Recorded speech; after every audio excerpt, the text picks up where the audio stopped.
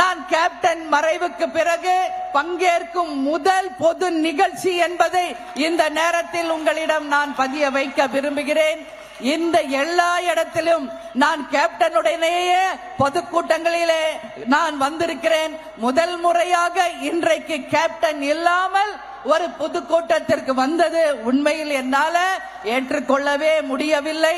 இருந்தாலும் காலத்தின் கட்டாயம், மக்கள் ஆசீர்வாதத்தோட, தெய்வத்தின் அருளோட நிச்சயமாக இனி வருங்காலங்கள் எல்லாமே பலமான நாட்களாக இருக்கும் என்பதில் எந்த ஐயப்பாடுமே இல்லை.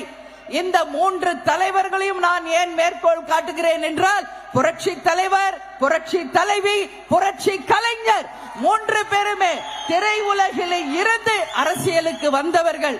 இன்றைக்கு ஒட்டுமொத்த மக்களுக்கும் நல்ல மதிப்பையும் நல்ல பழக்க வழக்கத்தையும் நல்லபடியாக அவர்கள் வாழ்க்கையில் எப்படி